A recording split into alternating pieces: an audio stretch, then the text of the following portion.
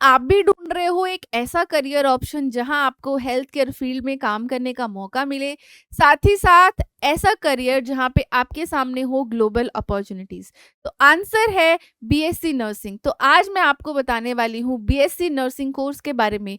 क्या होता है ये कोर्स? क्या इसकी मिनिमम एजुकेशन क्वालिफ़िकेशन है? क्या इसकी मिनिमम एज लिमिट है? और कौन से तरीके के एग्ज़ाम्स क्लियर करके आप दे सकते हो ये बीएससी नर्सिंग का कोर्स? तो बीएससी नर्सिंग की अगर हम बात करें तो 4 साल का अंडर ग्रेजुएट प्रोग्राम है। हर वो स्टूडेंट जो चाहता है हेल्थ केयर फील्ड में एज़ अ नर्स काम करना, वो इसके लिए तैयारी कर सकता है। और अगर आपने 12th पास करी है with physics, chemistry, biology and English, तो आप बिल्कुल एलिजिबल हो एंट्रेंस एग्जाम्स देने के लिए। और अगर बात करें मिनिमम मार्क्स की जो आपको ज़रूरत होगी, यानी 12th पास होनी चाहिए आपकी कम से कम 45 टू मिनिमम 50% मार्क्स आपको चाहिए ही होंगे। और काफ़ी सारी जगह पर इस एजुकेशन या क्वालिफिकेशन मार्क्स की अलग-अलग कैटेगरी होती है, जो कि यूजुअली 45 से 50 के बीच में ही रहती हैं। कुछ यूनिवर्सिटीज़ में वेरी कर सकती है, लेकिन ज़्यादा से ज़्यादा 55% इतना तो चाहिए ही होगा। क्लियर? और अगर बात करें एज लिमिट की, तो मिनिमम 17 साल की उम्र होनी चाहिए और मैक्सिमम 35 है, लेकिन काफ़ी सारे इंस्टीट्यूट, लेकिन सब में नहीं, काफ़ी इंस्टीट्यूट्स ऐसे हैं जहाँ पर मैक्सिमम एज है 35 और मिनिमम है हमारी 17 ईयर्स। एंट्रेंस एग्ज़ाम की बात करें तो अगर आप चाहते हो कि गवर्नमेंट हॉस्पिटल्स के कॉलेजेस में आपको एडमिशन लेना है, तो उसके लिए आपको कुछ स्पेसिफिक पेपर्स देने होंगे, एंट्रेंस एग्ज़ाम्स देने होंगे, जैसे कि एम्स। अगर आप चाहते हो कि एम्स से हम बीएससी नर्सिंग करें, तो उसके लिए आपको एम्स के द्वारा कंडक्ट कराया जाने वाला एंट्रेंस एग्ज़ाम देना होगा। इसके अलावा नीट आप अपीयर कर सकते हो और नीट के एग्ज़ाम के बाद, यानी एंट्रेंस क्लियर करने के बाद आपको कॉलेजेस अलॉट होते हैं। इसके अलावा हर स्टेट का अपना एग्ज़ाम भी होता है, जिसको क्लियर करके आप बीएससी नर्सिंग कर सकते हो। बात करते हैं अब ओवरऑल सिलेबस की। तो टोटल 4 साल का ये कोर्स है।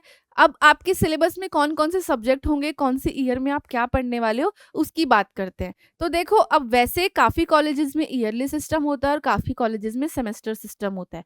तो अगर ईयरली सिस्टम है, यानी first, second, third, fourth year, और अगर सेमेस्टर सिस्टम है, तो वो फिर सिलेबस आपका बँट जाता है सेमेस्टर में। यानी पहले साल में 2 semester, first semester, second semester, फिर थर्ड, फोर्थ, फिर 5, 6, फिर 7, 8। तो टोटल 8 सेमेस्टर होंगे अगर सेमेस्टर सिस्टम है, और अगर एनुअल है तो 4 ईयर। तो कुल मिला के है 4 साल का ही कोर्स। अब ध्यान देते हैं कि क्या-क्या सिलेबस है, किस तरीके के सब्जेक्ट्स आप यहाँ पढ़ने वाले हो। तो बात करें फर्स्ट ईयर की, तो कुछ मेजर सब्जेक्ट्स जिनकी नॉलेज होना बेहद ज़रूरी है, जैसे कि एनाटॉमी एंड फिजियोलॉजी। अब देखो, हेल्थ केयर वर्कर बनने वाले हो, पेशेंट्स के साथ काम करने वाले हो, तो हमें बॉडी की एनाटॉमी और फंक्शंस तो पता होने ही चाहिए, और इसीलिए हमें पढ़ना पड़ेगा एनाटॉमी एंड फिजियोलॉजी।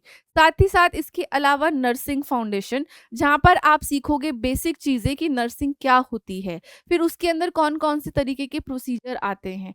ये सारा कांसेप्ट आपका क्लियर होगा नर्सिंग फाउंडेशन पे, जहाँ पर आप सीखोगे बिल्कुल बेसिक चीज़ें, जैसे वाइटल साइंस क्या होते हैं, इन्फेक्शन कंट्रोल क्या होता है, किस तरीके से मेडिसिन्स हमें पेशेंट को देनी होती है, कौन-कौन से अलग-अलग डिफरेंट रूट यूज़ करके हम ये मेडिसिन डिलीवर कर सकते हैं पेशेंट को। ये सब आपका कवर होता है नर्सिंग फाउंडेशन के अंदर।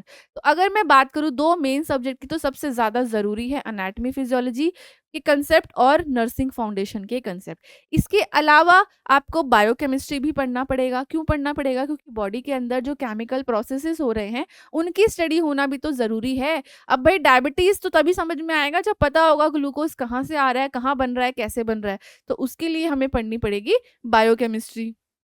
देन साथ ही साथ sociology, nutrition and dietetics and psychology और इंग्लिश भी। तो ये जो सब्जेक्ट हैं, ये सारे आते हैं फर्स्ट ईयर के अंदर। और अगर आपका सेमेस्टर सिस्टम है, तो ये डिवाइड हो जाएंगे, यानी फर्स्ट सेमेस्टर के अंदर एनाटॉमी फिजियोलॉजी आएगा, आपका नर्सिंग फाउंडेशन पार्ट 1 आएगा, न्यूट्रिशन एंड डायटेटिक्स आपका सेकंड सेमेस्टर में आता है। इस तरीके से डिवाइड हो जाते हैं। देन सोशियोलॉजी, साइकोलॉजी भी फर्स्ट सेमेस्टर में आता है, और इंग्लिश। तो ये आपके सब्जेक्ट्स रहेंगे, और इसके अलावा होगा हेल्थ इन्फॉर्मेटिक्स, जिसमें हम बेसिक इन्फॉर्मेटिक्स सीखते हैं और कंप्यूटर एप्लीकेशन सीखेंगे।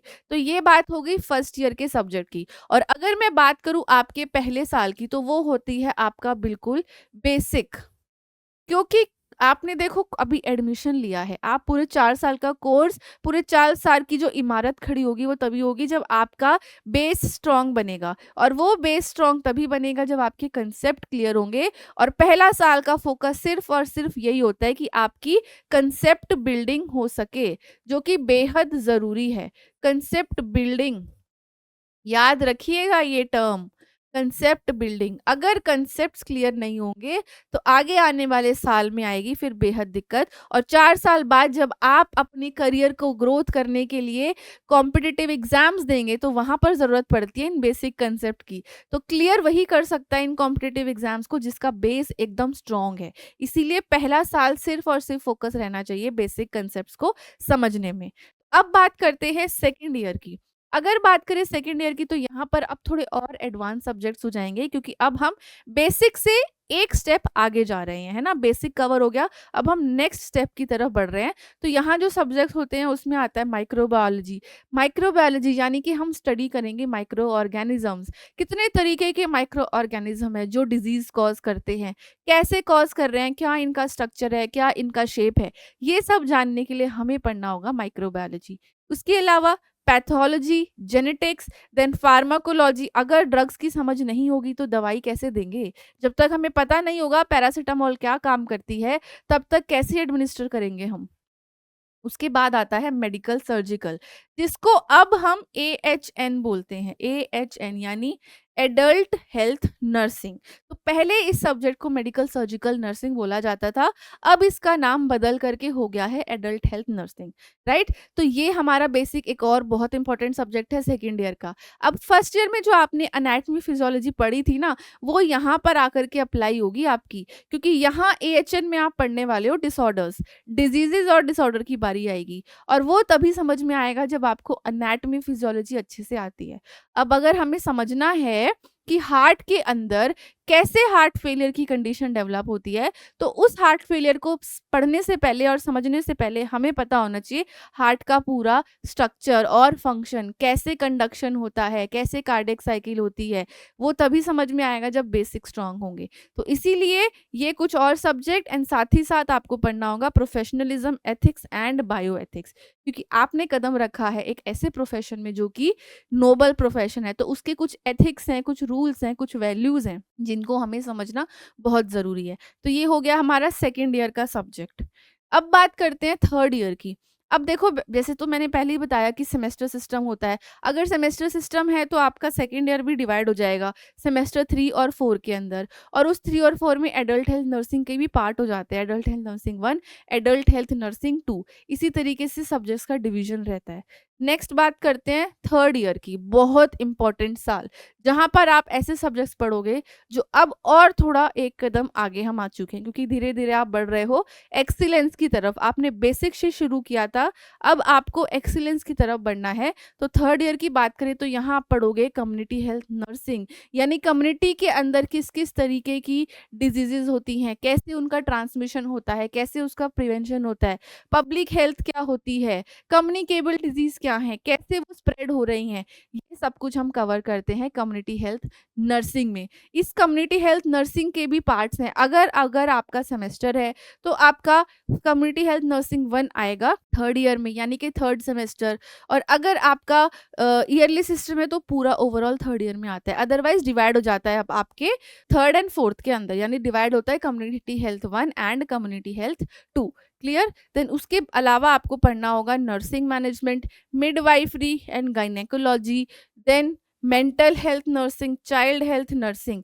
इंफॉर्मेटिक्स की बात करें तो ये हमारा फर्स्ट ईयर का सब्जेक्ट है, ये आपका यहाँ नहीं आएगा, राइट। तो ये देखो कितने इंपॉर्टेंट सब्जेक्ट है। अब आपको पढ़ना है mental health, child health, midwifery, सारे मेजर और इम्पॉर्टेंट सब्जेक्ट्स आ जाते हैं। और अब बात करेंगे लास्ट ईयर यानी कि फोर्थ ईयर, जहाँ पर आप कम्युनिटी हेल्थ नर्सिंग पार्ट 2 करोगे। उसके अलावा मिडवाइफरी भी डिवाइडेड होती है, वो भी आप यहाँ कवर करेंगे। नर्सिंग रिसर्च, और यही इसी साल में आएगा हमारा थीसिस, जहाँ पर आपको रिसर्च प्रोजेक्ट पूरा कंडक्ट करना पड़ेगा और आपकी थीसिस सबमिशन भी होगी। ये पार्ट है हमारे फोर्थ ईयर का, और यहाँ पर ही हम सीखते हैं लीडरशिप भी, साथ ही साथ इंटर्नशिप आपकी होगी फोर्थ ईयर के अंदर। तो ओवरऑल 4 साल के अंदर बहुत कुछ है, थ्योरी के साथ क्लिनिकल भी है, कॉलेज में थ्योरी क्लासेस तो होंगी ही, साथ-साथ क्लिनिकल पोस्टिंग भी होंगी और उन्हीं क्लिनिकल पोस्टिंग्स में आप सीखेंगे बहुत सारे क्लिनिकल प्रोसीजर्स, किस तरीके से इंजेक्शन को लगाया जाता है, किस तरीके से पेशेंट को ऑक्सीजन थेरेपी देते हैं, कैसे होता है सक्शन, कैसे होती है चेस्ट फिजियोथेरेपी, ये सारे प्रोसीजर्स आप लर्न करते हो अपनी क्लिनिकल पोस्टिंग में। तो नर्सिंग के अंदर थ्योरी और क्लिनिकल दोनों का बैलेंस होना बहुत ज़रूरी है। दोनों ही अपने हिसाब से इम्पोर्टेंट है, थ्योरी भी ज़रूरी है और प्रैक्टिकल भी ज़रूरी है और इन 4 साल में आपको दोनों तरीके के ही एक्सपोज़र मिलेंगे, थ्योरी के साथ प्रैक्टिकल भी मिलेगा। चलिए, अब आते हैं उस टॉपिक पे जो बहुत सारे बच्चों के डाउट्स होते हैं कि मैम हम कोर्स तो कर लेंगे लेकिन उसके बाद क्या? क्या-क्या स्कोप है? क्या-क्या ऑप्शंस हैं? तो देखो जैसे मैंने बताया नर्सिंग एक ऐसा फील्ड है जहाँ पर ऑप्शंस की कमी नहीं है, अपॉर्च्युनिटीज़ की कमी नहीं है। ज़रूरत है तो सिर्फ इंटरेस्ट की और आपके इंटरेस्ट के हिसाब से हर एक तरीके का ऑप्शन आपके पास अवेलेबल होगा। सबसे पहले बात करें तो आप काम कर सकते हैं क्लिनिकल सेटिंग में एज़ अ नर्सिंग ऑफिसर या स्टाफ नर्स। अब अर्लियर क्या होता था, ज़्यादातर सबको यही लगता था कि भई नर्सिंग जो है सिर्फ़ बेड साइड तक सीमित है और क्लिनिकल तक सीमित है। ऐसा नहीं है, बहुत ऑप्शंस हैं हमारे पास, जिनको अभी हम एक्सप्लोर करेंगे। लेकिन बात करूँ अगर एज़ अ स्टाफ नर्स या नर्सिंग ऑफिसर की, तो इसमें भी 2 ऑप्शन है आपके पास, या तो आप प्राइवेट हॉस्पिटल्स में जॉब कर सकते हो या फिर आप गवर्नमेंट हॉस्पिटल्स में जॉब कर सकते हो, एक बहुत ही अच्छी सैलरी के साथ। लेकिन गवर्नमेंट हॉस्पिटल में जॉब करने के लिए आपको देने होंगे कॉम्पिटिटिव एग्ज़ाम, जैसे नॉर्सेट हो गया, जिपमर हो गया, निमहांस हो गया, बहुत सारे अलग-अलग तरीके के एग्ज़ाम्स हैं, जो हम दे कर के अच्छे से ये अपनी नर्सिंग ऑफ़िसर की जॉब पक्की कर सकते हैं। अब बात करें कि भई नर्सिंग सिर्फ़ बेड साइड तक सीमित नहीं है, और भी डाइवर्स ऑप्शन है, जिसमें से एक है नर्स एजुकेटर। अगर आपका इंटरेस्ट है टीचर बनने में, पढ़ाने में, तो आप as a nurse educator, clinical instructor भी काम कर सकते हो।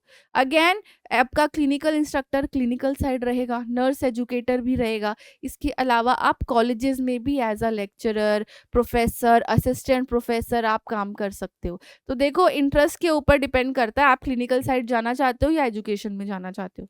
बात करें थर्ड ऑप्शन की, clinical instructor, again clinical instructor की बात हो गई। पब्लिक हेल्थ नर्स की तरह आप काम कर सकते हो। सीएचओ की एग्ज़ाम होती है, सीएचओ की पोस्ट आप ले सकते हो, कम्युनिटी हेल्थ ऑफिसर। बहुत ही अच्छा करियर पाथ, बहुत ही अच्छी सैलरी। नर्सिंग रिसर्चर, अब अगर आपका बहुत इंटरेस्ट है रिसर्च कंडक्ट करने में, तो इससे अच्छा ऑप्शन और क्या होगा। एज अ नर्स आप एविडेंस बेस्ड प्रैक्टिस को और ग्रो कर सकते हो अपने रिसर्च के द्वारा, तो ये बहुत ही अच्छे ऑप्शन है। और अगर बात करें इसके अलावा भी, तो आपको ऑप्शन मिलेगा मिलिट्री नर्सिंग सर्विसेज में एग्जाम देने का, यानी एमएनएस का एग्जाम देके आप एज अ मिलिट्री नर्स काम कर सकते हो। हमारे पास स्कोप होता है काउंसलर बनने का, हमारे पास स्कोप होता है स्पेस नर्स बनने का, राइट? देन इसके अलावा अगर आपका इंटरेस्ट है क्रिटिकल एरियाज़ में, तो आप एज़ अ आईसीयू नर्स भी काम कर सकते हैं। तो ऑप्शंस बहुत है, सिर्फ़ आपके इंटरेस्ट की बात है, जो इंटरेस्ट है उसके हिसाब से आपको ऑप्शंस मिल जाएँगे। अब कुछ स्टूडेंट्स ऐसे होंगे जो जानना चाह रहे होंगे कि मैम क्या बीएससी के बाद भी हम और कुछ पढ़ सकते हैं? तो बिल्कुल पढ़ सकते हैं, बिल्कुल हमारे पास बहुत ही अच्छे ऑप्शंस हैं हायर स्टडीज़ की। अगेन ये भी डिपेंड करेगा, कंपल्सरी नहीं होता, पर आपकी इच्छा है, अगर आप चाहते हो और पढ़ना तो आप कर सकते हो। तो हायर स्टडीज़ की बात करें तो बीएससी के बाद आपके पास ऑप्शन होता है मास्टर्स करने का। मास्टर्स इन नर्सिंग, वो भी आपके पसंदीदा सब्जेक्ट में। अगर आपको मेंटल हेल्थ पसंद है तो आप मेंटल हेल्थ में एमएससी कर सकते हो। अगर आपको चाइल्ड हेल्थ पसंद है तो आप उसमें भी कर सकते हो। तो सारे ही ऑप्शन हैं, जो भी आपका इंटरेस्ट है उसके हिसाब से आप मास्टर्स कर सकते हो। उसके बाद मास्टर्स के बाद आपके पास ऑप्शन होता है एज़ अ पब्लिक हेल्थ के अंदर मास्टर करने का, या फिर आप एमबीए भी कर सकते हो, एमफिल कर सकते हो एंड उसके भी बाद पीएचडी कर सकते हो, डॉक्टर ऑफ फिलॉसफी। तो ये सारे ही ऑप्शंस हमारे पास रहते हैं हायर स्टडीज़ के। देन बात करें और ऑप्शंस की, तो देखो गवर्नमेंट जॉब की बात तो मैंने कर ही ली। अगर अच्छा बहुत अच्छी डिसेंट सैलरी के साथ आपको गवर्नमेंट सेक्टर में जाना है, तो उसके लिए आप काम कर सकते हो एम्स में, रेलवे हॉस्पिटल्स में, आर्म्ड फोर्सेस में, जैसे मैंने मिलिट्री नर्सिंग सर्विसेज बताया, और बहुत सारे स्टेट एंड सेंट्रल हॉस्पिटल्स, जिसके लिए आपको देने होंगे कॉम्पिटिटिव एग्जाम्स। नेक्स्ट आते हैं अब्रॉड पे। बहुत सारे स्टूडेंट्स होते हैं जिनकी इच्छा होती है बाहर जाकर काम करने की, अलग-अलग कंट्रीज़ में काम करने की। तो आपके पास बहुत ही अच्छा सुनहरा मौका है क्योंकि नर्सिंग की डिमांड है बहुत ज़्यादा। आप किसी भी एरिया में चले जाओ, किसी भी कंट्री में चले जाओ, हेल्थ केयर वर्कर्स की हमेशा ही डिमांड रहती है। तो आपके पास ऑप्शन है यूएसए, यूके, कनाडा, ऑस्ट्रेलिया और मिडल ईस्ट में काम करने का। लेकिन वहाँ जाने से पहले आपको देना होगा एग्ज़ाम। तो बहुत सारे अलग-अलग एग्ज़ाम्स होते हैं जो हमें अब्रॉड में काम करने के लिए देने पड़ते हैं, राइट?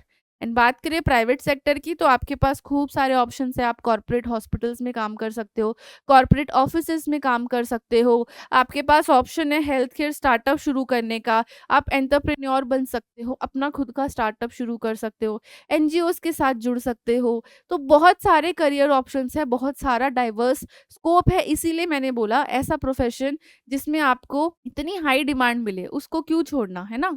चलिए नेक्स्ट अब हम बात करते हैं कि भई ओवरऑल ये बीएससी नर्सिंग है क्या? तो बीएससी नर्सिंग की हम बात करें, स्ट्रॉन्ग करियर ऑप्शन है हेल्थ केयर में। अगर आपका इंटरेस्ट है हेल्थ केयर में काम करने का, वो भी ऐसे फील्ड में जहाँ पर आपको खूब सारी ऑप्शंस हो, डाइवर्स आपकी अपॉर्च्युनिटीज़ हो, डिमांड हो, जॉब सिक्योरिटी हो और एक बहुत अच्छी सैलरी हो, राइट? तो फिर आपको बिल्कुल बीएससी नर्सिंग बिल्कुल नहीं छोड़ना है।